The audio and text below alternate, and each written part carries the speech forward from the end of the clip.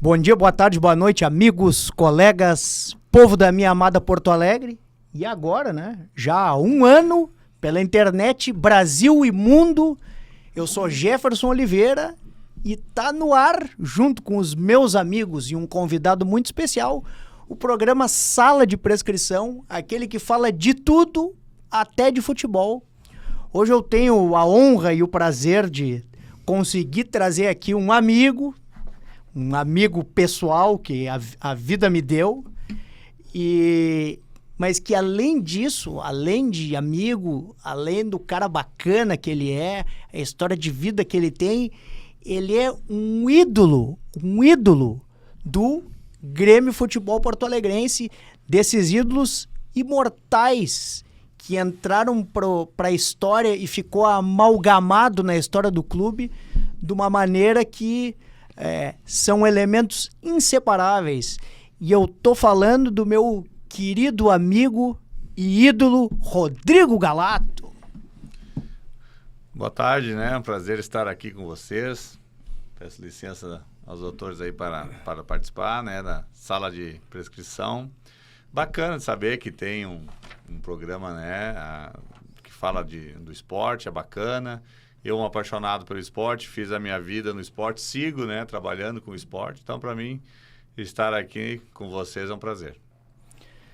Incluindo a nossa mesa qualificada de debatedores. Vou começar pelo lado de lá, Dr. Ricardo Nogueira, de novo aí. E esse aqui que estamos gravando é o primeiro programa do ano. Pois é, né? Esse ano que não para, né? E o Galato que está aqui do nosso lado, hoje tem uma frase que é usada atualmente, que diz que a glória no futebol hoje dura 3 dias. Então o time é campeão da Libertadores, por exemplo, e já entra num avião e vai disputar o Mundial. Se ele perder lá, toda a glória que ele teve na Libertadores acabou. Só que a glória do Galato é eterna. Todo e qualquer gremista, quando a gente falar Galato, vai vir na mente Batalha dos Aflitos. Que coisa. Depois o Galato vai nos contar o que foi essa Batalha dos Aflitos. O Estádio dos Aflitos do Náutico Capibaribe. Exatamente. E fazendo o contraponto e representando a briosa torcida colorada, o nosso gestor, Dr. José Fossari. E aí? É um prazer participar desse programa, meu caro Jefferson, o Galato que está aí Realmente sou colorado, mas acompanhei aquela Batalha dos Aflitos. Realmente foi aflitos demais, rapaz. Poxa vida, eu vinha gremista, olha, tendo que ir no banheiro toda hora, porque não aguentava mais a ansiedade que causava aquilo ali, né? Aliás, vocês tiveram, não vou dizer o nome do tio, vocês tiveram uma sorte para não dizer outra coisa que eu vou te contar, não sei como é que vocês saíram daquela. Foi, eu acho que alguma coisa extraterrena, né? E o Nogueira naquela ocasião me disse que estava de joelho rezando. Pode ser que nas orações do Nogueira realmente tenha surgido efeito. E com o isordil debaixo da língua, né? Mas só isordil, né? Não mais nada, né? Nada. Cuidado, muito cuidado. Tá bom. Meu caro Jefferson, eu, há tempo que eu não venho aqui, fui cobrar isso da Cláudia, né? O gancho não sei porquê, mas de qualquer maneira estou de volta aqui. Botou na geladeira. Com toda a satisfação participar do programa que o senhor coordena. Satisfação é minha, fica Fossari. E aqui, temos um outro aqui, rei. Vem cá. E o teu nome, como é que é? Rodrigo. Igual a ele? Sim. E como é que é o nome do teu irmão? Renato. Renato? Mas o teu pai é muito gremista. É. Quem é teu pai? Tu. Então tenho satisfação de trazer o meu filho, Rodrigo, no estúdio, em homenagem ao Rodrigo Galato. E tu já conhecia o Galato antes? Já. Quando que tu conheceu ele a primeira vez? Ah, pegou no colo, né? Pois eu vou contar essa história. Um filho se chama Renato. eu já expliquei, não tem necessariamente a ver com o Renato Portaluppi. Mas então, quando estava encomendado o segundo, os meus amigos médicos, cirurgiões, inclusive um colorado, o doutor Marcelo Baú, que está sempre na audiência do programa, me disse: tá, mas agora tu vai ter que colocar o nome de um ídolo gremista. E eu... mas por quê? Imagina, nome de jogador e jogador ilustre do Grêmio, o outro vai ter que ter um nome parecido, senão vão brigar. E tinha um negócio, mas a letra também vai ter que ser parecida, porque depois eles vão reclamar. Se um for letra A, por exemplo, ele vai reclamar que o outro é R, e aí ele é sempre chamado e o outro não, que é privilégio. E eu fiquei com aquele negócio me maquinando e pensando, mas quem foi o cara ilustre que tinha a letra R? E aí pensava no Ricardo, teve algum Ricardo, tinha o Raul, que era lateral direito, mas eu... E aí um dia abro o jornal e tá lá, Rodrigo Galato relembra a Batalha dos Aflitos e tal. Eu digo, bingo! E aí, além disso, doutor Fossari, eu sempre disse isso pro Rodrigo, tá aqui ele, e tive a oportunidade de, ao fazer o encontro dos dois, que também já se conhecem há algum tempo, tive a oportunidade de dizer pro Galato também, dizer pro Rodrigo que esse nome simbolizava uma situação onde a pessoa estava sob fortíssimo estresse, como o senhor mesmo disse, a Batalha dos Aflitos, né? E a câmera mostrava, quando filmava aquela confusão, mas quando mostrava o Galato, e ele talvez fale sobre isso pra gente, o Galato estava concentrado, compenetrado, pelo menos aparentemente, ele vai nos dizer se foi assim mesmo, e confiante. E eu sempre disse pro Rodrigo, olha, que esse nome seja espelho para ti de uma pessoa que estava na situação mais adversa que pode uma pessoa passar, né? E não perdeu a calma, não perdeu a tranquilidade, se concentrou na sua parte técnica, foi um vitorioso e está amalgamado na história do clube que ele defendia e do qual ele é torcedor. Então, o nome Rodrigo, em homenagem a Rodrigo Galato, é por causa de todos esses predicados que o Galato mostrou que tem. Pois é, mas agora a gente tem que relembrar, principalmente para essa gurizada, né? Porque as crianças que escolhem os seus times, e normalmente elas escolhem os times quando eles estão ganhando, né? Então, quando o São Paulo foi tricampeão do mundo, lá em São Paulo, a torcida de São Paulo cresceu uma barbaridade, e isso é em todos os clubes, né? Então, quando o time está ganhando, as crianças não querem ser gozadas na aula, né? Elas querem ter o nome dos goleadores e dos melhores jogadores. Mas só para atualizar, Galato, que ano foi isso e que situação ocorreu? Vamos falar aqui para os nossos ouvintes e telespectadores, para atualizar a nossa juventude tricolor. Bom, o ano foi 2005, né? Um ano que, para mim, eu inicio o ano de 2005 vindo do mesmo plantel que acabou caindo com o Grêmio em 2004. E eu me lembro que me apresentei aqui no Estádio Olímpico ainda, eu e mais 7 outros jogadores, porque nós ia começar a pré-temporada em 2005, e era eu mais um goleiro. Eu me lembro que tinha o Bruno, que era o meia, Thiago Prado, mas alguns outros jogadores ali. Aquele ano o goleiro iniciou era o Eduardo, não era? O Eduardo, ele chegou depois, né? Eduardo Martini? Não, o outro Eduardo que depois saiu. Mineiro. E o goleiro permaneceu, o Márcio, né? De 2004, ele permaneceu para 2005. Ficou eu, o Márcio, o Andrei, né? Que era o outro rapaz, o outro goleiro, eu. E aí sim o Grêmio contrata o Eduardo, né? Que veio do Atlético Mineiro. Então eu era a quarta opção naquele momento.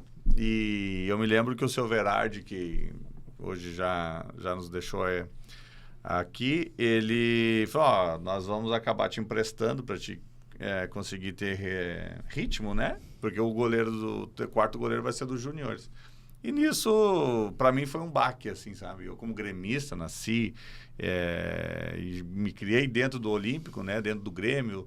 Comecei com 13 anos, mas antes dos 13 anos, meu pai me levava, meu pai trabalhava numa empresa de ônibus, e a gente saía do serviço dele para ver jogos do Grêmio, então eu tinha aquela vontade de vestir uma única vez a camisa do Grêmio. E quando ele me disse aquilo, eu disse, mas para mim vai ser um choque, porque eu queria realizar não só o meu sonho, mas da minha família também, que é quase todos gremistas. E aí nisso o futebol, ele tem uma coisa que ele é muito engraçado, assim, né? E por isso que ele é apaixonante. Ele não tem lógica, né? Não é matemática, 2 mais 2 é 4. O futebol, hoje tu é uma opção, amanhã tu deixa de ser, e aquele que nem era opção, ele vai virar a peça fundamental no teu esquema tático, ou no teu plantel. E aí comigo foi assim, o André acabou saindo, eu fiquei como terceiro, e a notícia, parecia que eu tinha recebido um salário mais alto do Grêmio naquela época. A notícia que o seu Verardi me deu foi o seguinte, guri, vai lá treinar e não vai mais sair. Essa para mim foi como se eu tivesse renovado meu contrato por mais 10 anos com o Grêmio, por ter ficado no Grêmio. Pô, então o meu sonho tá ali. Por isso que eu digo também, né, aproveitando, dizendo pro Rodrigo, né, como para mim fico muito feliz saber que colocaste o nome de Rodrigo em minha homenagem também, e buscar o seu sonho, né. Eu tinha o sonho de ser o goleiro do Grêmio, eu via a época de 95 ali, 96, 94, eu fui em todos os jogos no Olímpico que eu fui, de ser o goleiro do Grêmio. E quando o seu Verardi falou, tu não vai mais sair, tu vai continuar, para mim foi uma alegria, e depois continuava treinando. Eu sempre me dediquei muito nos treinamentos ali, mesmo não sabendo que eu não ia jogar, mas eu me fazia presente no treinamento. Às vezes, em 2005, iniciou o Hugo de Leon como treinador, e o de Leon me colocava para completar o plantel até de zagueiro. E eu, não, vamos lá, botava o colete, ia, me fazia de zagueiro, depois ia pro gol, mas eu tinha meu sonho, que era ser o goleiro do Grêmio. E aí o de Leon saiu, veio o Mano Menezes tirou o Márcio, ficou comigo o Eduardo. E nisso subiu o Marcelo Groy, né? Marcelo Groy subiu para nos ajudar nos treinamentos. O Eduardo jogou 3 jogos na Série B e pediu para ir embora. E aí quem é que joga? O Galato. Mas eu estava preparado para aquele jogo. Não era assim, tu vai jogar amanhã, e eu não. Por isso que eu digo, no futebol, e eu acho que não é só no futebol, acho que na vida em geral, como médico, eu digo, a minha esposa também agora é psicóloga, eu digo, tu tem que estar preparado para as oportunidades. As oportunidades, elas não vão te avisar, elas vão chegar do nada. Tem uma proposta de trabalho para ti aqui, é muito boa, tu está preparado? Tô, então tu agarra. Se tu não está preparado, tu deixa passar. E aí, ali na frente vai chegar quando. E quando eu estava preparado, meu primeiro jogo contra o Criciúma, fui eu e o Marcelo Groy. E ali, a semana para mim foi uma semana, embora eu aparentava ser tranquilo, né, como o homem de gelo, que nem o presidente Odoni dizia, eu por dentro estava nervoso, mas eu não deixava. Isso era pela passar. Pela Série B. Para não deixar passar. Por quê? Porque eu não queria que o meu adversário visse que eu estava nervoso, porque senão ele poderia se aproveitar de uma situação de uma pessoa mais agitada. Mas eu nunca fui agitado. Então, conversei muito na semana, fiz meu primeiro jogo contra o Criciúma, nós vencemos o jogo. Aí o presidente Odoni me levou na torcida e falou que o goleiro se faz em casa. E isso é uma questão que eu também acho que o goleiro hoje me preocupa, e olhando já como um torcedor e um bom entendedor da posição, porque o Grêmio não tem goleiro feito em casa. Porque goleiro tem, só nós temos que ter um olho atento, né? Não vou dizer um olho clínico, mas de trabalhar aquele menino e não desperdiçar. Se ele tem algum fundamento favorável, trabalhar bem. E o que ele não tem, trabalhar para que ele melhore. Pois é, Galato, mas aqui nós vamos ter que falar uma questão particular do Grêmio. Sim. O Grêmio é a maior escola de goleiros do Brasil. Vou te provar. Cássio, Sim. que jogou no Corinthians, foi campeão do mundo pelo Corinthians, está no Cruzeiro. Fernando Praz, que jogou no Palmeiras, jogou no Vasco. Comentarista. O próprio Marcelo Groy. Marcelo Groy foi uma das pessoas mais injustiçadas no futebol em Porto Alegre, tinha um comentarista esportivo aqui que perseguia ele, quando era a hora dele, trouxeram o Dida, te lembra?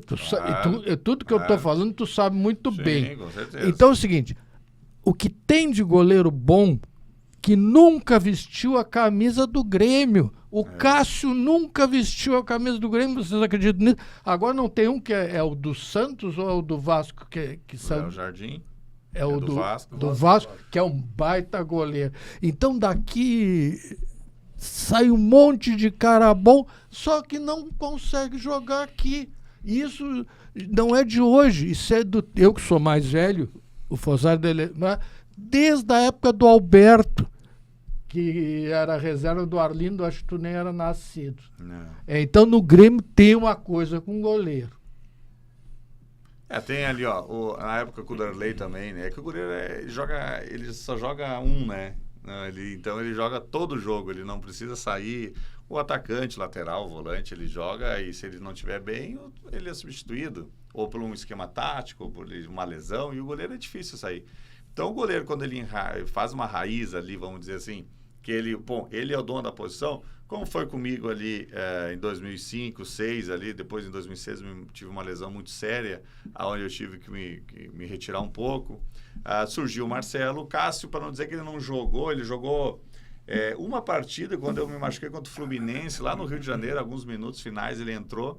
Mas aí tem o Fernando Miguel também, que encerrou a carreira agora, jogou no Vitória, no Ceará, tá no Vasco da Gama também. O Fernando Praz, na época do Darley. Teve o Emerson. O Darley entrou depois.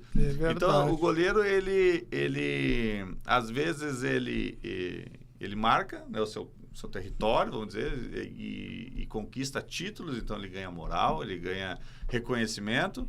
E aonde quem está atrás tem que estar preparado para o momento que precisar. É no momento que precisar. E se, por exemplo, o Marcelo vinha jogando, foi campeão da Libertadores, Copa do Brasil, Recopa. Ele teve uma situação para sair do clube, o clube liberou, ele saiu e depois, olha quantos goleiros já passaram. E ainda não firmaram. Espero que agora o Everton, né, firme, porque como gremista eu quero que o Grêmio ganhe. Mas o goleiro, viu, Galato, eu acho que é uma das posições muito delicadas, sabe? Eu acho que não é só o preparo físico, é o estado emocional, porque, olha, às vezes tu vê, eu ontem mesmo, aquele goleiro do São Luís que... Olha, eu estou colado, mas eu não vibrei aquilo, porque eu fico com pena. O cara trabalhou todo o tempo, o cara está nervoso. Uma bola traiçoeira que vem com efeito. Ele pegou mal e entrou. Esse coitado do cara deve estar sendo crucificado lá. Sim, mas o então, Tafarel... assim, eu só acho que, na realidade, existe não só o preparo físico, como o preparo psicológico. E é diferente. O goleiro, quanto muito jovem, não sei se ele tem essa estabilidade emocional. O zagueiro também é complicado. Se ele perde alguma bola, tu vê, esse Vitor Gabriel já está sendo crucificado, porque perdeu umas bolas lá e realmente é crucial, é gol do adversário. O cara que é centroavante, sei de meio de campo, ele perde algumas bolas, o centroavante perde a bola, só ele e o goleiro. Se ele faz um outro gol, ele fica glorificado, né? Então, essas coisas realmente é uma posição muito, muito ingrata, sabe? Mas eu só gostaria, antes de tudo, viu, Galato, dizer o seguinte, eu estava pensando que é importante um ídolo, nesse caso nós estamos falando de futebol, falando especificamente do teu nome, mas aí eu estendo a todos os outros, a importância de uma conduta adequada, né? De uma postura adequada. Tu deixou o futebol, mas tu tem uma postura adequada, uma conduta adequada, a ponto que o Rodrigo, filho do Jefferson aqui, com todo orgulho, tem o teu nome. Se tu não tivesse essa postura, essa conduta pós-futebol, tu seria dificilmente o Jefferson traria o filho dele aqui para fazer esse programa junto. Mas como tu é um ídolo no futebol, e o ídolo como pessoa, isso é extremamente importante, e essas outras coisas que eu quero colocar, nós temos que preparar melhor nossos meninos. Muitas vezes nossos meninos vêm da base, com dificuldade básica, quer dizer, de uma família humilde, desestruturada, sem formação. É importante que os clubes de futebol dêem essa estrutura para ele, não só no futebol, como a vida depois. Então, o que é importante, eu estava pensando aqui, pô, olha a alegria que tem o Jefferson, diz, olha, está aqui o Rodrigo. Por quê? Porque o Rodrigo é um homem íntegro. O Rodrigo deixou o futebol, mas continua uma pessoa com personalidade clara em relação às coisas que andam por aí. Então, parabéns, Rodrigo. E aí, olha, e a responsabilidade que vocês têm como ídolo em relação a isso, em relação ao próprio Rodrigo, filho do Jefferson, né, que olha em ti o espelho como tal. Né? Então, não é só o futebol, é como um homem em si na sociedade tão conturbada como está. E deixa eu pegar esse gancho para contar uma história engraçada que eu e ele temos. O Rodrigo aqui estava com 6 anos, e aí pegava o celular, pegava o tablet e começou a relaxar um pouco no colégio. E aí eu digo, pá, Galato, tu não me grava um vídeo mandando esse guri estudar? Gravo! E aí pegou e gravou. Olha aqui, Rodrigo, te peguei no colo, hein? Olha aqui, ó, nada disso de ficar no celular, ó, vamos lá, nos estudos. E eu mostrei pra ele pequeno, eu digo, olha aqui que o nosso ídolo aqui, o teu xará te mandou. Isso, mas eu acho que nós... Se compenetrou, não se compenetrou? É. Ganhou, inclusive, Láurea no colégio que ele estuda pelo ótimo desempenho. Mas, Galato, eu acho que todo mundo está ansioso para saber o que aconteceu em 2005 e as circunstâncias. Então, era a Série B e o Grêmio estava numa situação... Para variar, o Grêmio está sendo numa situação meio difícil, né? Indo para jogar em Recife, no estádio do Náutico Capibaribe. Um estádio pequeno. Eu estava contando com permanência na Série B, né, tchê, naquela ocasião. Tu vê só, era a permanência na Série B. Sim. Então, gostaria agora que tu contasse os detalhes do jogo. Novembro, né, de 2005, a gente saiu aqui de Porto Alegre, o jogo lá era no sábado, a gente saiu na quarta-feira, de tarde, depois do almoço, chegamos lá na noite, com o pessoal nos fazendo escolta até um hotel, treinamos na quinta, depois treinamos na sexta, e aí jogamos no sábado. Tu via na chegada a imprensa local dizendo que os dois clubes que iam subir era Náutico e Santa Cruz, né? Porque o Santa Cruz também fazia no mesmo dia, na mesma cidade, questões de alguns quilômetros de distância, o Arruda, né? O estádio de Santa Cruz com os aflitos. E aí tu via, não, vai subir os dois e a gente ficou num hotel distante da Praia de Boa Viagem, lá no Recife, para poder descansar um pouco por causa dos fogos e agito da torcida. Como a torcida do Grêmio recebeu bem eles aqui, eles não receberam lá. Mas o Grêmio fez uma logística muito bacana de nos tirar do hotel, depois permanecia no hotel, e no dia do jogo a gente levantou. Acho que era, se não me engano, era Praia do Papagaio, alguma coisa assim, o nome do hotel que a gente estava. E a gente foi para Praia de Boa Viagem para almoçar, para depois ir para o estádio. E o ônibus, assim, na frente do hotel, passando, de um ônibus urbano, com a torcida do Náutico e Santa Cruz, com o mesmo ônibus que passava na Arruda, seguia até o Estádio dos Aflitos. Se dando bem dentro, né? Quando que tu vai imaginar que aqui, se, por exemplo, Grêmio e Inter joga no mesmo dia, com uma equipe diferente, botar o Grêmio e o Colorado no mesmo ônibus? É difícil, né? E lá, claro, porque lá também tem o esporte, né? Que dá uma terceira força, né? No caso. E a gente via, até brincava com o Groi, assim, falava assim, cara, ali o ônibus, cara, os caras dizendo que tá tudo certo, que eles vão subir. A imprensa também, os jornais, o Globo Esporte da cidade. E a gente se dirigiu até o estádio, saímos do almoço e foi rapidamente a palestra do Mano Menezes, porque ele disse, nós viemos um ano todo falando, tivemos aí praticamente 3 dias no hotel, nos reunimos, falando, o que todo mundo tem que fazer, não é agora que eu vou ficar aqui 1 hora falando para vocês, né? Então daí vi que veio umas mensagens lá, na televisão, aquela época, né? Não tinha um telão ainda, mas a gente conseguiu sair dali na própria ida para o estádio, aquela torcida trancando rua, e quando nós chegamos nos aflitos, o ônibus não conseguiu entrar no estádio. A gente parou no portão de acesso e os torcedores não queriam saber de deixar nós entrar. Daí a polícia vinha, pegava 2 atletas, ia com brigadiano, com escudo para entrar no vestiário. Aí quando nós chegamos no vestiário, é que nem tem nos filmes, né? Tem 2 filmes, o Inacreditável e o Batalha dos Aflitos, que realmente era, olha, não quero exagerar, mas essa sala aqui não é quase do meu tamanho do vestiário que nos deixaram, né? E tinta, pintaram com tinta de madeira, aquela esmalte forte, com thinner, o banheiro não tinha porta, o chuveiro era só 2 canos, assim, olha, não existe nem no futebol amador, eu acho, uma situação daquela. Mas aquilo ali, ao invés de nos deixar sem condições de jogo, aquilo ali só nos motivou, né? Porque se tu vem acostumado, e eu acostumado dos gauchões aqui, juvenil, infantil, juvenil, juniores, que ia jogar lá contra o Guarani, contra o São José de Cachoeira, por exemplo, que o vestiário também era pequeno, ia jogar lá em Pelotas, em Bagé, estava tudo certo, né? Então aquilo ali serviu para deu mais força, nos uniu ali cada vez. E eu, com 22 anos na época, eu ouvi sempre os mais velhos, né? Sandro Goiano, Patrício, Pereira ali, vamos lá, e tu não via ninguém com medo de sair do vestiário. Não, todo mundo queria sair. O Domingos até, daí tinha um corredor do vestiário até o campo, que eles botaram um portão com uma chapa, que não tinha ventilação, nada. O Domingos, ele e o Pereira vinham lá e davam umas porradas com o pé para abrir, para nós poder aquecer. O Domingos era um zagueiro, né? O Domingos era o zagueiro. Ele tinha uma característica que eu não sei se eu posso falar, qual é a característica. Ele tinha uma bunda enorme. A dupla de zaga era ele e o Pereira, né? E tinha o Sandro Goiano, mais adiante ali como volante, né? O Patrício e o Scalona lateral.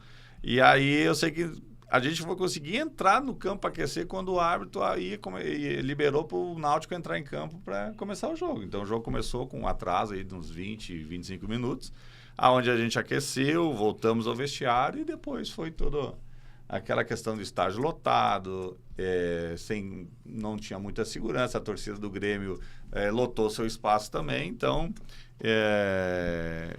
foi um jogo épico, né? E eu me lembro bem e sempre parabenizo não só os atletas, mas aqueles torcedores do Grêmio que lá estavam, pela circunstância que foi. Eu tenho o meu vizinho hoje, ele estava lá, né? Ele esteve lá.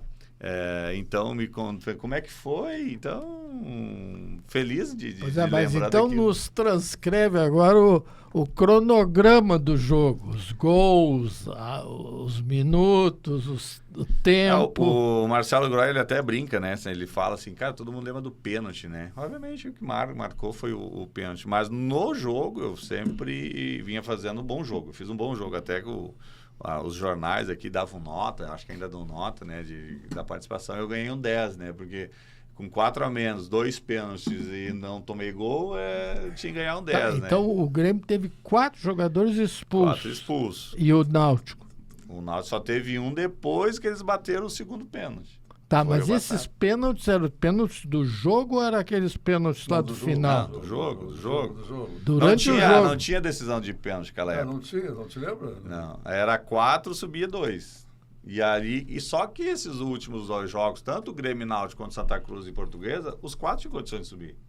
Era só nós ganhar e a Portuguesa ganhar. A Portuguesa perdeu para o Santa Cruz. E nós ganhamos do Náutico. Sim, mas então o resultado do jogo estava quanto? 0-0, depois o Anderson, que foi assim, ó, pênalti no primeiro tempo. O Bruno Carvalho bate e dá na trave. 11 contra 11, jogo rolando. Terminou o primeiro tempo, fomos pro vestiário, voltamos. Começou o segundo tempo. Tinha uns 15, 20 minutos, o Scalona já tinha tomado um cartão amarelo, ele botou a mão na bola, tomou o segundo cartão. Foi expulso. Daí 1 a menos, mas tudo bem. 11 contra 10, a gente estava no páreo. Ficou empate, serviu ao Grêmio.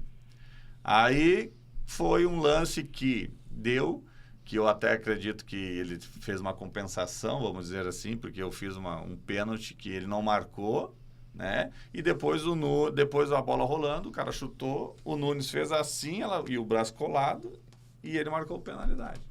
Aí começou todo aquele tumulto. O Patrício não deu um peitaço nele, né, no árbitro, a gente foi empurrando, e aonde ele começou a expulsar todo mundo, expulsou o Nunes, expulsou O domingo, depois, quando estava tudo preparado para vir, quando ele foi botar o Domingos, veio e deu um tapa na bola dele. Mais um cartão vermelho. O Nunes que tu fala, qual é o dos Nunes? Era centro médio. Centro médio. Não é o Nunes, aquele centroavante, não. Não. E aí foi aonde deu todo o tumulto. Aí ele bateu, defendi, foi para escanteio, daí cobraram o escanteio, a gente tirou a bola, o Anderson sofreu uma falta. Daí o jogador do Náutico, o Batata, foi expulso. E aí cobrou rápido, o Anderson foi e fez o gol. Aí que foi onde ninguém acredita que eu tenho o nome de inacreditável. Mas aí então o resultado do jogo... 1-0 pro Grêmio. Esse é o resultado. Esse é o resultado final. E tu defendeu quantos pênaltis? O outro deu na trave. Mas foram 2 pênaltis no jogo. Então, na verdade, é o seguinte, tu segurou atrás e o Anderson garantiu na frente. E o Anderson estava no banco, né? Ele entrou no... O Anderson, aí que já começou o Anderson Show. O Anderson Show, o Under Show que a gente brinca aí. Eu queria fazer uma pergunta pro Galato. Na verdade, eu já sei a resposta, mas eu ouvi muito poucas vezes ele falar sobre isso e, na verdade, só num outro podcast que ele falou especificamente sobre essa situação. Na hora da defesa do pênalti, a tua conversa com o jornalista que estava atrás do gol. Ali ele... Porque no vídeo, várias declarações já disse que tentou te manter aquecido, tentou te manter tranquilo, né? Esperando que acontecer, mais confiante, deixa bater. Mas essa informação da tua interação com o jornalista atrás do gol, acho que muito pouca gente sabe.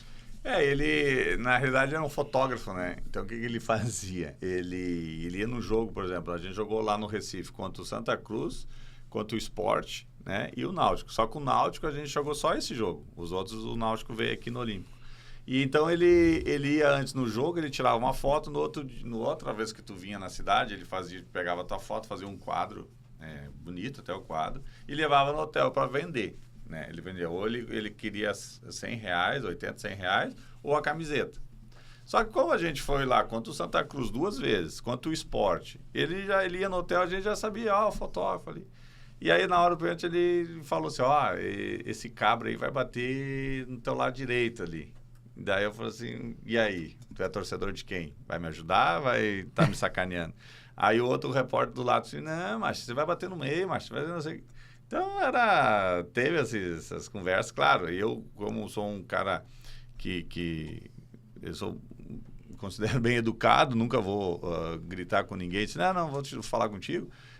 Eu ouvi, mas para mim aquilo lá não foi nada decisivo, né? Decisivo foi a conversa que eu tive com o treinador de goleiro, com o Mano Menezes ali, que não saia antes, não é um batedor oficial, a gente não tem nenhuma informação dele, só que ele é canhoto. E o canhoto provavelmente vai querer bater cruzado, né? Que tem mais força, assim.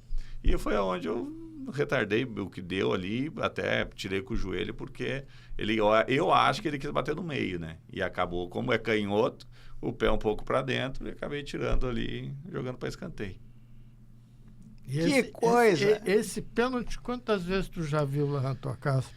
Olha, há 20 anos que eu vejo e me lembro bem, parece que foi ontem. Como o senhor mesmo disse, né? Tem 3 dias, né, de glória, porque tu ganha a Libertadores, já viaja para o Mundial e realmente isso acaba ofuscando um pouco esse título da Libertadores. Eu vou concordar com o senhor. Eu acho que essas novas datas, né, de campeonatos, se tu vai lá e ganha o Mundial, aí sim, né? Mas como é difícil, né? Tu chegar, o Flamengo beliscou agora na penalidade aí, mas não foi. E 20 anos, toda vez que eu encontro um novo gremista, né? Tem aquele agradecimento pelo meu trabalho, eu me conto o que estavam fazendo no dia, né? Eu queria poder, mas são milhões de pessoas, né? Que me conta uma história, não tem como a gente saber de todas, mas eu tenho histórias bacanas que eu escuto até hoje e querem me contar, e eu fico feliz de poder tá retribuindo, sabendo desses episódios aí. A gente estava falando sobre a questão, o Dr. Nogueira levantou que, por exemplo, Marcelo Groy estava ali para ser o titular e tinha a questão do cronista esportivo e veio o Dida e tal. Vocês passaram tu passasse por uma situação semelhante. Tu era o titular e em 2007 vem o Sebastian Saha. Qual foi o teu sentimento e sendo novo, tu pensou mesmo que uma oportunidade de ver um cara mais experiente, que já jogou várias Libertadores, qual foi o teu sentimento naquele momento ali? Quando, em 2007, né, o Grêmio tentou um goleiro argentino, Burgos, acho que era o nome, e nós estávamos lá em Bento Gonçalves, não deu certo. E aí eu vi uma declaração de um diretor que não ia vir ninguém, que o goleiro que o Grêmio encarar a Libertadores eram os nós que eles confiavam muito, que era eu, o Marcelo e o Cássio. Né? E até porque tinha passado, só historiando, tinha passado pela Batalha dos Aflitos e tinha passado por aquele Grenal do gol de nuca do Pedro Júnior. Isso. O Grenal foi em 2006, né, no final do Gauchão. E um Grenal contra o Inter, campeão do mundo. Campeão do mundo, se tornou depois, né, no final do ano.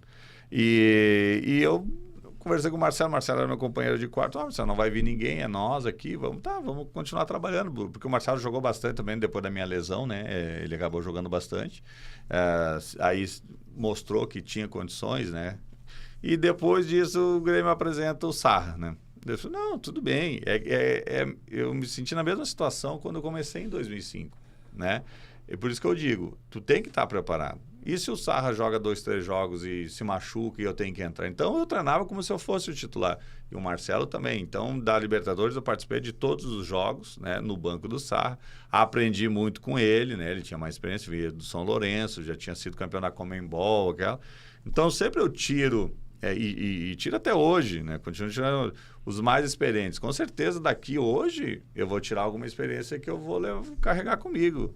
Né? O que é proveitoso, eu consigo guardar e saber, não, mas lá o doutor me disse isso, lá naquele dia o doutor me falou uma coisa que me marcou. Então, são coisas que eu tinha comigo que o Saha ia me ajudar. E não deu outra. Ele brigou por mim no Grêmio para a questão de premiação, que eles não queriam me dar uma premiação entre os jogadores dele. Não, o Galato de 20 jogos do Campeonato Gaúcho, ele foi em 20. De 20 jogos, ele foi em 19. E como é que vocês não vão dar uma premiação equiparando a 5, 6? Não, vamos dar mais. Ele tem direito mais do que eu. Porque eu fiz 16 jogos, ele fez 19, ele tem que ganhar mais do que... Mas na hora ali ele brigou. Então, foi um cara, um argentino que tem amizade com ele até hoje, a gente se fala até hoje. Hoje ele é diretor do Racing, né? Teve no Miami também. Então, são pessoas assim que vieram para ajudar, sabe? Então, quando vem para ajudar, eu sempre tiro um proveito, sabe? Não tinha soberba, ele não era porque ele era titular, ele não fazia... Não, ele treinava tão quanto nós. Ele não fazia menos, ele não fazia mais, ele fazia a mesma coisa que nós. Então, na vida é assim, tu não precisa menosprezar ninguém para crescer. Tu tem que crescer sendo reconhecido, né? Não pedindo reconhecimento. Eu levo isso comigo, que eu prefiro trabalhar quieto na minha só, e aí ali alguém... Opa, esse menino merece, do que eu... E aí, tu viu o que eu fiz? Tu viu o que eu fiz? Eu acho que não é por esse lado. Então, eu sempre vou levar isso aí comigo.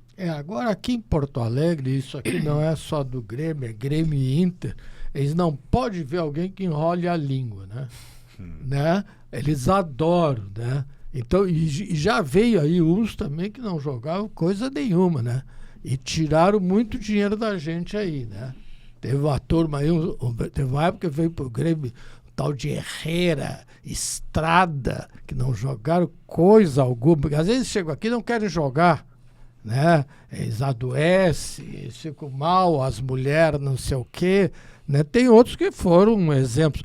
E interessante falar do Saha, porque o Saha agora que ajudou na negociação desses dois jogadores que estão chegando, que ele é diretor lá como o Galato falou, do Racing, né?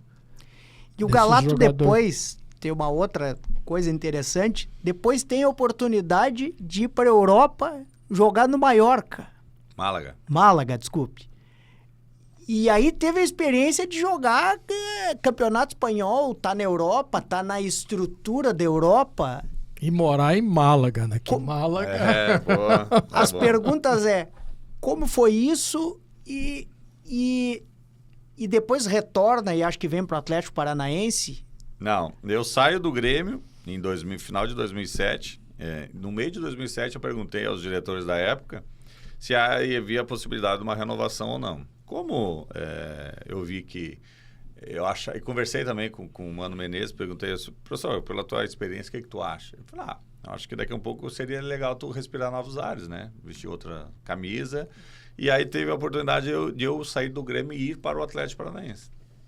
E aí eu fui para o Atlético Paranaense, inclusive fiz um ano muito bom, terminei como o 4º melhor goleiro do Brasil no Campeonato Brasileiro, vestindo a camisa do Atlético Paranaense. Foi o Vitor, né, o goleiro do Grêmio, ganhou como o melhor. Depois veio o Rogério Ceni, Marcos, e eu fiquei empatado com o Fábio, quando o Fábio estava no Cruzeiro. E ali do Atlético Paranaense, eu fiz 2008, 2009. Daí 2010, eu tenho o passaporte italiano, aonde o diretor lá do Paulo Rink, que foi um atacante, Sim. ele disse, eu joguei na Alemanha e tem um diretor que jogou comigo, é diretor do clube da Bulgária.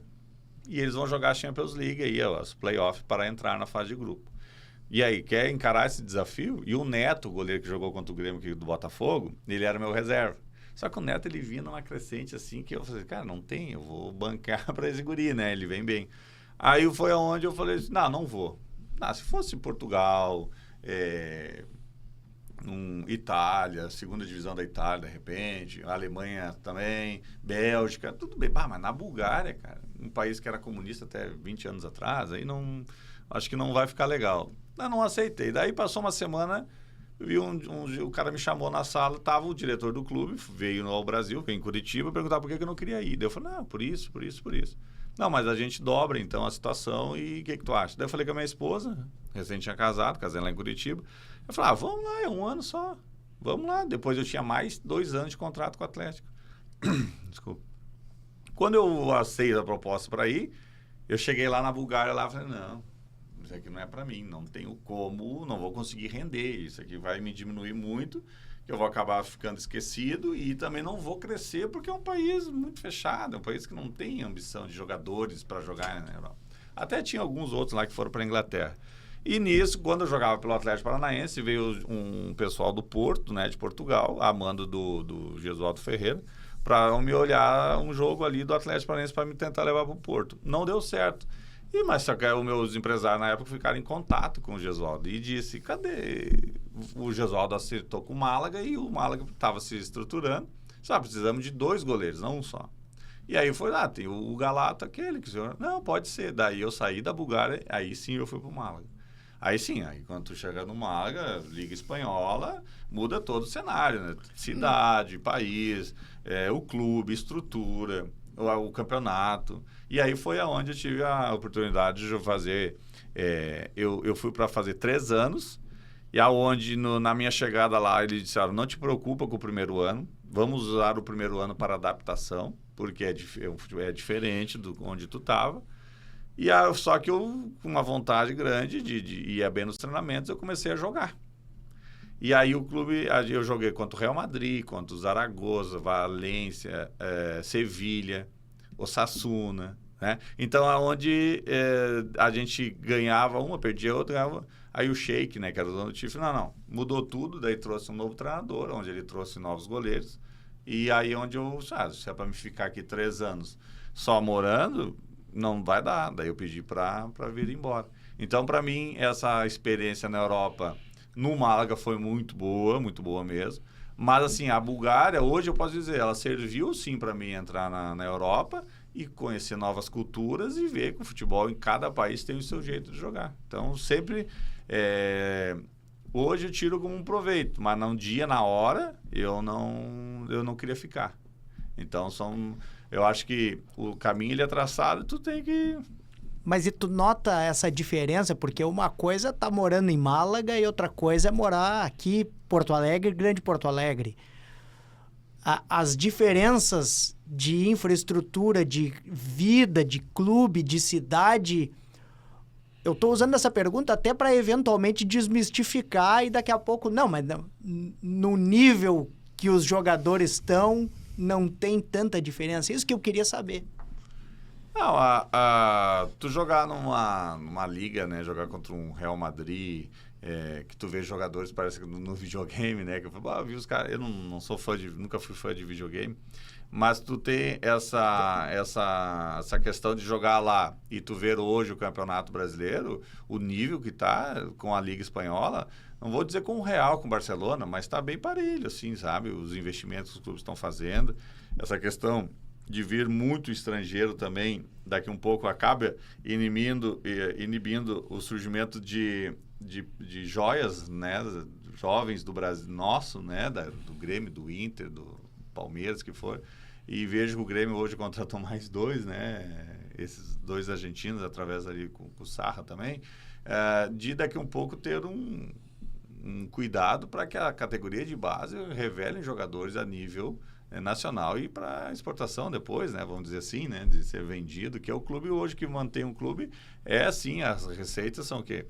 Venda e sócios e público. Então, hoje, se tu não ter uma boa categoria de base, tu não consegue fazer cifras ali na frente para te conseguir manter o teu clube. E para te manter o teu clube, tu tem que, daí sim, daqui a pouco, optar por uns estrangeiros para que o estádio enche, o sócio pague sua mensalidade e o clube consiga traçar os seus caminhos das vitórias. Né? Tá, Mas o dia a dia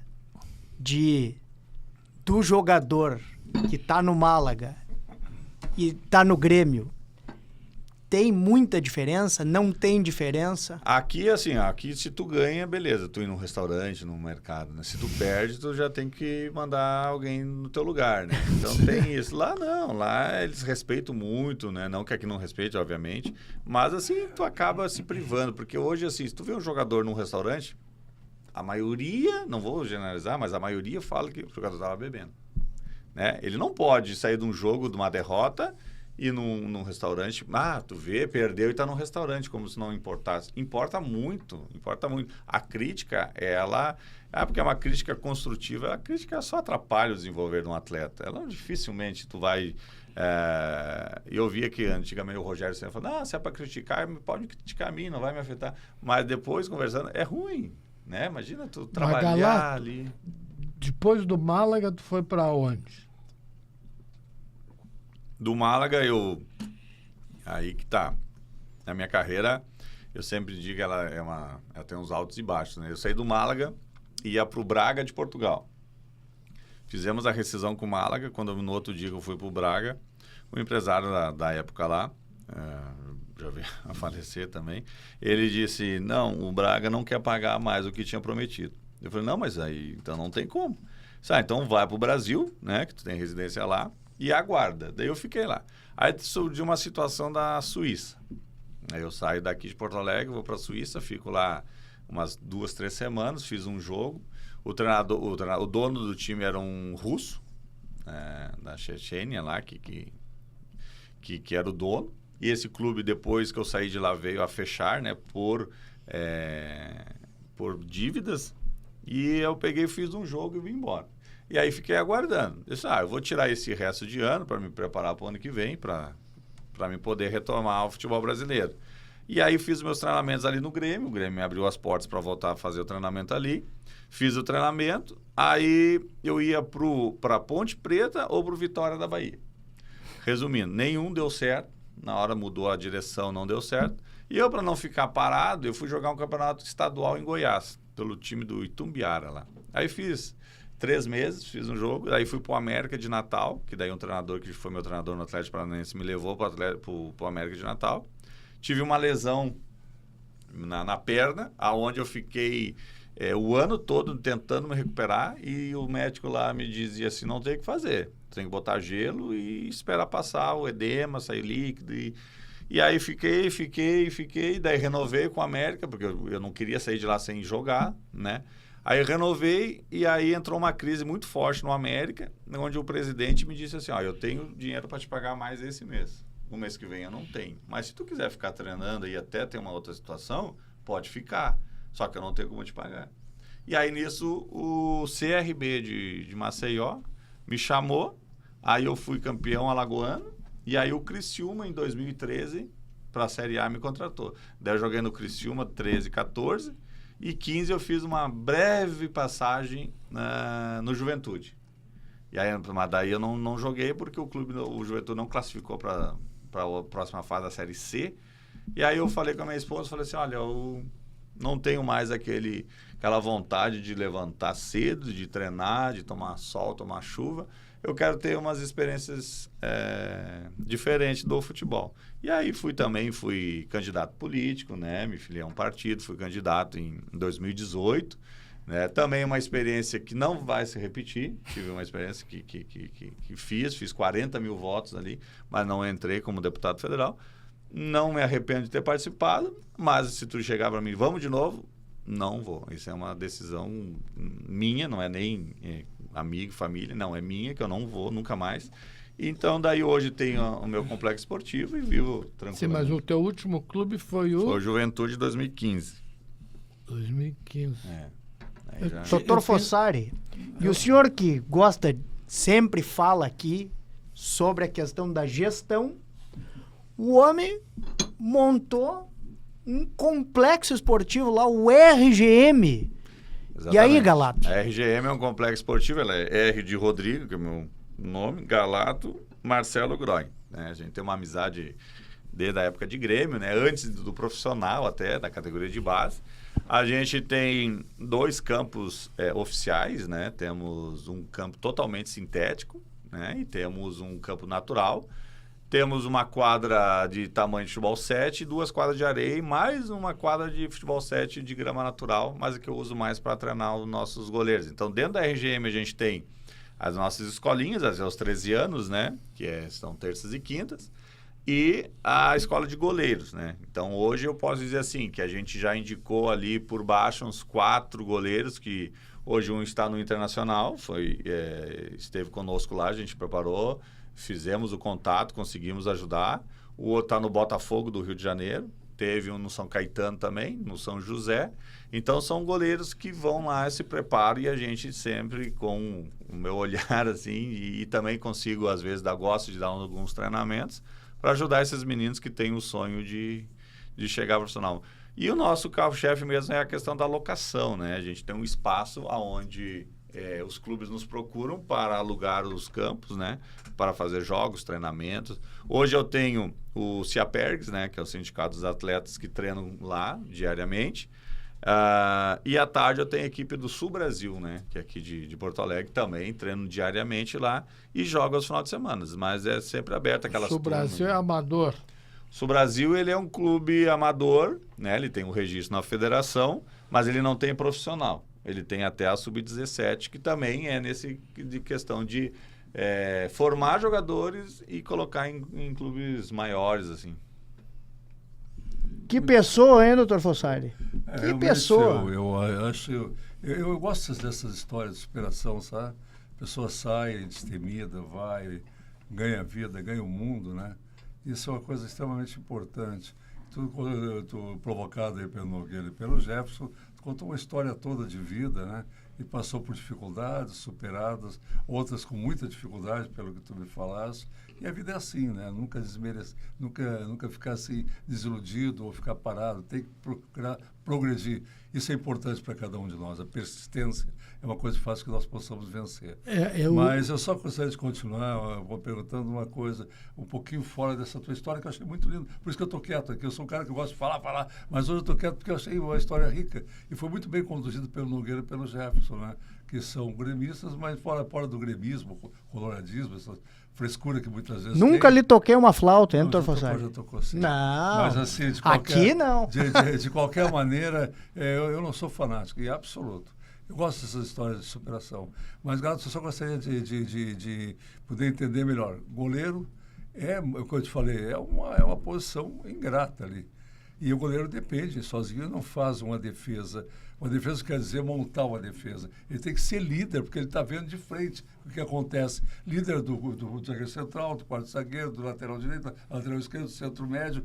Isso aí, tu tinha essa liderança, desculpe, eu não acompanhei muito naquela ocasião, ou é fundamental para o goleiro, isso não tem nada a ver com o goleiro, em relação a essa montagem de uma defesa que pode deixar, que vai te dar segurança. Porque se tu não te fizer isso, tu vai estar toda hora de cara com o centroavante, com o atacante, e nesse caso realmente deixa muito mal. Como é que é essa estrutura toda? Essa questão do goleiro, né, em si, eu passo lá para os meninos lá que lá na RGM chegam, né?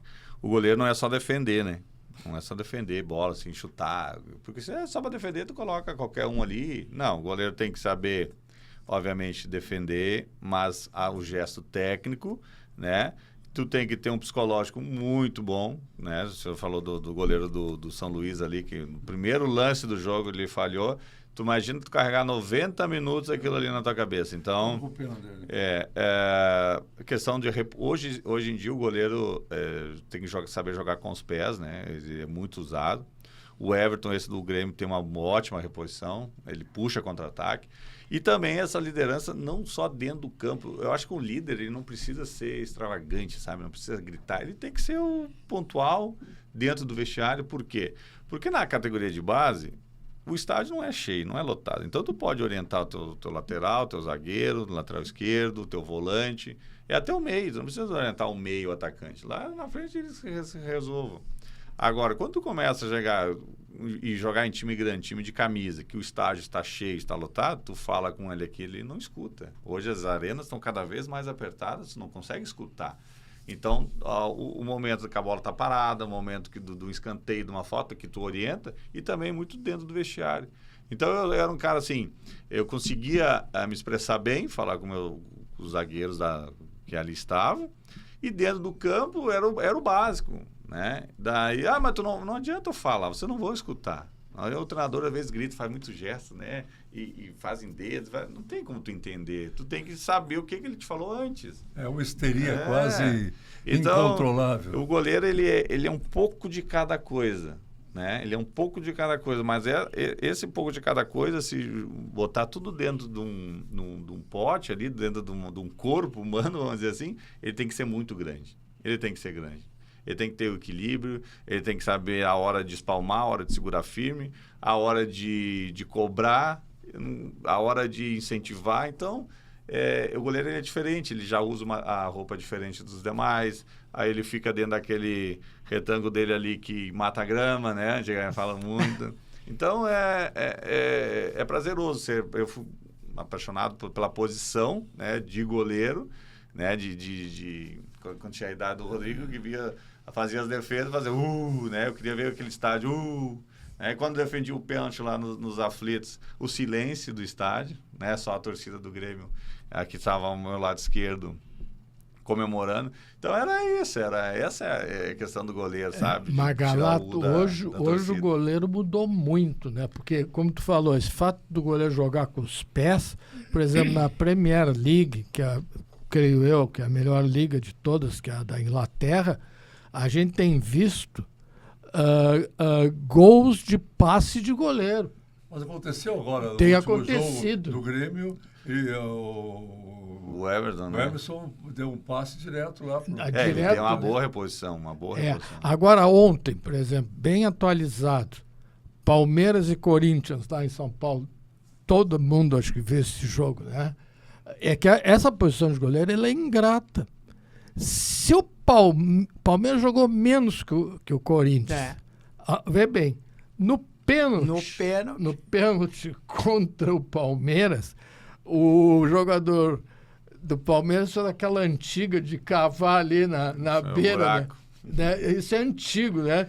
Nos aflitos teve o Marcel, né? O Marcel deu uma cavadinha lá nos aflitos. Não, mas ele fez aquele buraquinho e o cara escorregou, né? E aí é o seguinte, esse mesmo goleiro que cometeu o pênalti, se o Palmeiras não ganha, ele era crucificado, né? Mas ele fez grandes defesas. Então o goleiro é assim, ele faz 1000 grandes defesas, se ele leva um frango, pronto. Né? É a posição mais ingrata que tem. E qualquer time campeão e bom começa pelo goleiro. E mesmo se tu, que nem o goleiro do São Luís ontem que falhou, ele 90 minutos ele tinha que dar um jeito de... falhei, como normal, teve um jogo Atlético Paranaense e Náutico, lá na Arena da Baixada. Nós estávamos ganhando de 2-0, tomamos uma virada de 3-2 para o Náutico na Arena da Baixada. Um gol posso considerar que foi falha minha. Uma falha técnica, que eu fui para um escanteio, o atacante era o Rafael Moura, a bola nem estava chegando na minha mão, ele já começou a gritar, e aquilo ali me desconcentrou, eu soltei a bola, o cara fez o gol. Foi 2-1, depois 2-2, virar 3-2. E aí, como é que eu vou sair dessa? No outro dia, não sei, no outro dia eu já joguei na quarta, como fora de casa, e como já acontece, e assim foi. Então, o goleiro ele tem que esperar o juiz apitar o término do jogo para comemorar. É verdade. Bom, pessoal, repito, que programa, né? Que história de vida a gente já exaltou tanto, que pessoa, que cidadão, que... Mas é o seguinte, é que o Grêmio tem 2 batalhas históricas, né? Essa aqui do Galato, dos aflitos, e aquela de Mar del Plata, né? Contra o Estudiantes, né? Que também foi um número grande de expulsões, né? São as 2 grandes batalhas. Essa aí eu ouvi falar, né? Vejo ali que o próprio Mazzaropi contando as histórias, e é legal de ouvir a história deles também, porque lá já era mais uma questão de vida mesmo, né? Não, palco mesmo. E eu acho que é muito raro, porque eu, de memória, e sou uma pessoa que acompanha futebol, a gente ter um goleiro que é o herói perene, amalgamado. O Galato, nesse jogo, foi feito o gol pelo Anderson, mas quando a gente fala Batalha dos Aflitos, instintivamente, acho que na cabeça de todo mundo vem aquele pênalti, vem aquela defesa. Tanto que eu perguntei pro Galato, quantas vezes na rua alguém chega atrás de ti e diz, Galato! Não, é que eu acho que é muito mais difícil defender o pênalti do que fazer o gol. Porque o gol... Se eu não defendo ali, eu acho que não sairia o gol, né? Dificilmente o Náutico ia se atirar, né? Porque quando eu defendo, vai pro escanteio, o Náutico vai tentar o gol, né? E aí foi uma escapada. O empate favorecia o Grêmio naquela ocasião. O empate favorecia o Grêmio. Então realmente ele tinha que se atirar. E só o Anderson poderia ser o fator determinante. Agora, o gol do Anderson também é antológico. Nós queremos ele aqui, né, para nos contar. Dá uma escapada, né? A habilidade, né? A qualidade dele, né? Daquele... Não, e realmente... Agora, era muito... Desculpe, que era muito balaqueiro, né? Mas ele merecia. Ele merecia. Assim, aliás, existe uma coisa no ar, e aí eu vou ter que... Eu não quero identificar ninguém, só falei do Anderson. Diz que tratar com um boleiro é problemático. O boleiro, às vezes, se acha o dono da festa, não quer saber, mas agora chega atrasado dos treinos. Mas o Anderson... Ou seja, geralmente aquele boleiro que se dedica são os caras que têm destaque, né? São as pessoas... Mas você sabe que mudou muito, né? Antigamente, tu era jogador de futebol. Né? Hoje, tu já é um atleta. Isso é verdade. E eu vejo, assim, hoje, por causa da rede social, né? Tu consegue acompanhar um pouco nas férias, né? Eu vou dar um exemplo do Marcelo Groy, que ele vem de férias na Arábia Saudita. Eu acho que se ele fica 3 dias sem fazer nada, é muito. Depois ele já vai para lá, já treina. A RGM lá, nós recebemos atletas que vêm da Europa também e fazem, com o seu personal lá, fazem um trabalho de bola. Antigamente, não. Férias era férias, né? Tu via ali Edmundo, Romário, sim, né? Festeira total. Lembra que os caras paravam, queriam vir da Europa para sair no carnaval. Isso. Hoje não tem mais isso. Agora, essa semana, agora já é carnaval. Ninguém dá bola para carnaval. Tem jogo domingo de carnaval e terça-feira. Porque hoje o futebol fatura tanto dinheiro que um jogador de futebol ele é uma empresa. Ele fatura mais do que uma empresa. É que antes só o dom te resolvia. Hoje tu precisa do dom e da parte física. Né? Digamos, o Romário, eu vou treinar para quê? O dom daí resolvia. Só que eu acredito que não tinha uns treinamentos tão adequados que nem tem hoje.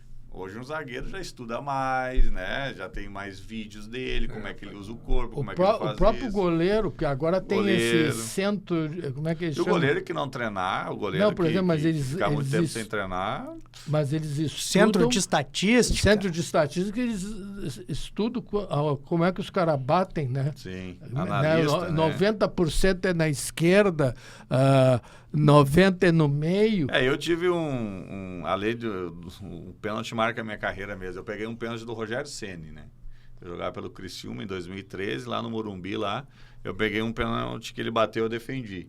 E um dia antes, o analista lá me mandou os vídeos, de os últimos 6 pênaltis que ele bateu.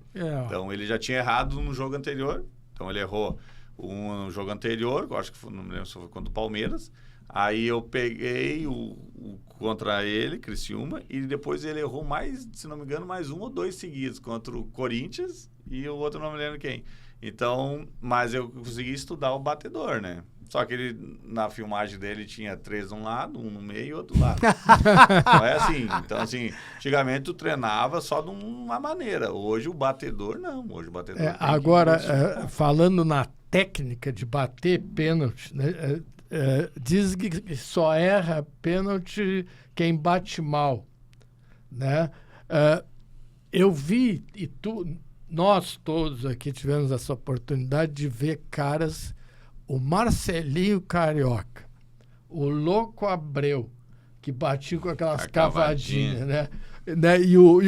E o Boca Aberta do Pato se ferrou aqui com o Dida. Te Estava lembra? no campo ali. Mas sabe que esse centroavante de vocês agora, o jeito de bater Muito é bom muito batedor. difícil, porque ele dá aquele pulinho É. e o goleiro se mexe. E ele mexeu. Aí ele bota no outro canto. Eu acho que o negócio é não se mexer. Isso. Mas aí não dá tempo de É, reação. não, Pois exatamente é, mas isso. agora Porque ele vai lá, qualquer agora outro vamos canto, falar ele É na... horrível na- esse goleiro aqui, esse abatido.